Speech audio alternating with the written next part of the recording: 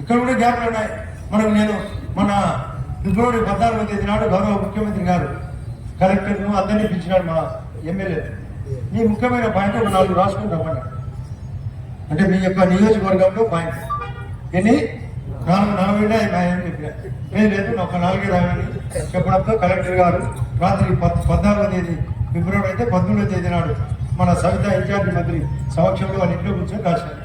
1 గండికోట మునక చాలా పెద్ద సమస్య. 1వది ఉన్నారు కదా గండికోట మునకలు పాప బాధితులు. గండికోట మునక నేను అసెంబ్లీలో మాట్లాడినా. అసెంబ్లీలో ఏం మాట్లాడా? అడిగినా అడుక్కునే అంచెం అడుగుతుంది కానీ అడుగు పడలేదు దేశాన్ని అడిగినాను కదా. రాజోని పెద్దపడే వాళ్ళు ఉన్నారు.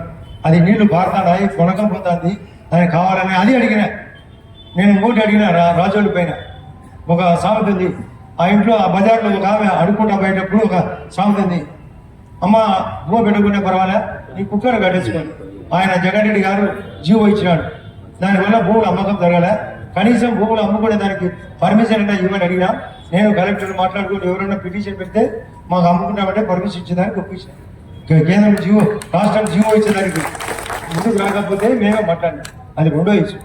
3వది అదే పెదవడం నుంచి పైనుంచి కిందికి ఎస్ఆర్బీసీ మైలవరం జమ్మనుడు కొంత భూమి కవర్ అయ్యేదానికి 25,000 ఎకరాలకు ఆ ఎస్ఆర్బీసీ ఆగింది కొండ స్వీకేసి ఇక్కడ దాని కిందికి వచ్చేదాన్ని. 4వ ఇష్యూ ఆర్టీపీ.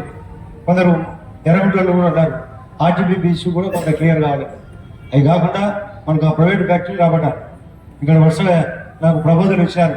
మనకు దానితో పాటు ఆదానిది కానీ ఇంకోటి జేకే సిమెంట్స్ అని కానీ చెచ్చినాడు అని కానీ మరొక సిమెంట్ శ్రీ సిమెంట్స్ అని కానీ వాళ్ళు కూడా రాబోతారు.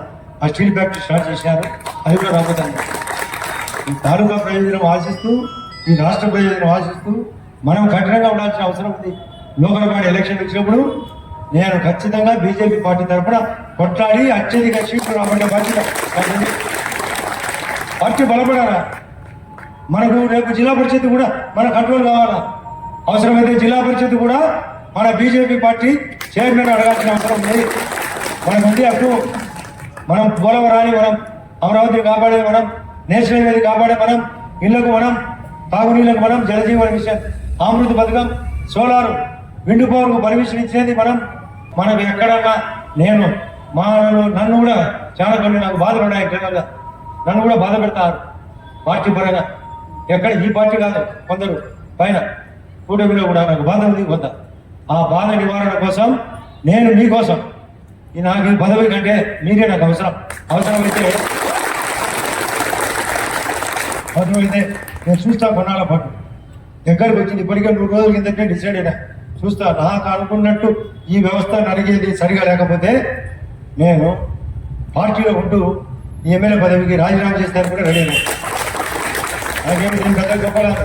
ఇది 4వసారి నాకు అనుభవం. నేను మంత్రిగా కూడా పనిచేసిన. ఎందుకు అన్ని పనులు ఖచ్చితంగా జరగాలి. మనం మాట ఇచ్చిన బాబు వాళ్ళను మునగలేకి తోసి తాడిపత్రికి నీళ్లు, పైడిపాలెనికి నీళ్లు, పైన చిత్రావతికి నీళ్లు, ఎర్రగుంటకు నీళ్లు, జమ్మలను మైలవరానికి వదిలి ఏటికి నీళ్లు, సోమశీలకు పోయేదానికి ప్రొద్దుటూరికి పోయేదానికి ఆర్టీపీపీకి నీళ్ళు ఇచ్చి వాళ్ళను అనాథంగా పెట్టడం పెద్ద అన్యాయం. కాబట్టి దానిపైన నేను ఫైట్ చేస్తాడా. కోర్టుకు పోతే కూడా నేను సపోర్ట్ చేసిన.